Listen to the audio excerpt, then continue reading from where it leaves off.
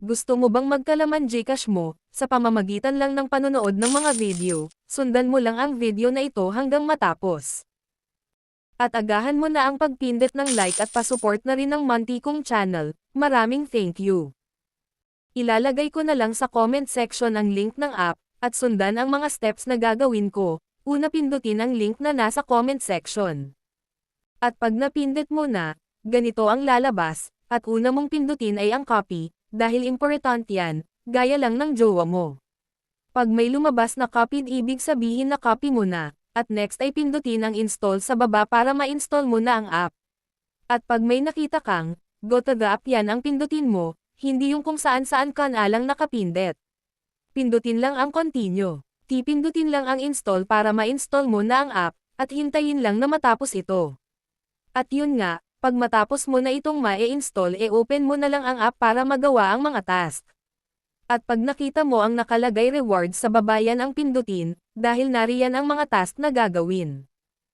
At next na pindutin ay ang check-in na nakalagay sa taas, at pindutin ulit ang check-in. Kailangan lang mag-sign in gamit ang Gmail account at pwede ring Facebook at TikTok. Pindutin lang ulit ang check-in. At next ang discover. At dito nga nakalagay ang mga task na gagawin para magka-points. Need mo lang gawin ito araw-araw, hindi yung iba ang inaaraw-araw mo. Ang mga task dito ay manood ka lang ng mga video. Ang maganda dito, kikiligin ka na, kikita ka pa, talagang yummy tea kudasai. Next mong gawin ay mag-scroll up ka, at kung naalala mo kanina yung may na-copy ka, copy-paste mo yon dito sa baba para may free 3 piso ka. Pag di mo ma-copy-paste, pwede mo ring type na lang, gayahin lang ang nasa video na inilagay ko. Pindutin lang yang may parang kahon at dyan mo ay lagaya o copy-paste at pwede ring sundin at type lang nasa video para may dagdag 3 piso ka. At pag na-copy-paste o nalagay mo na yang nasa video, pindutin lang ang parang saranggulang papel sa gilid.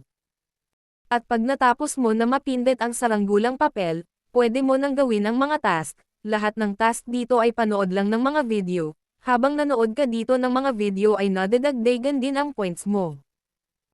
Pindutin lang ang watch para sa task. Di ko alam kung bakit di pinapakita ang mga video sa paggawa ng video na to, basta manood ka lang ng mga video, at madagdagan ang points mo. Naging dark mode pa video ko dito. Dito nga ay pwede piso lang ang withdraw mo, depende na sayo basta may sapat ka ng points.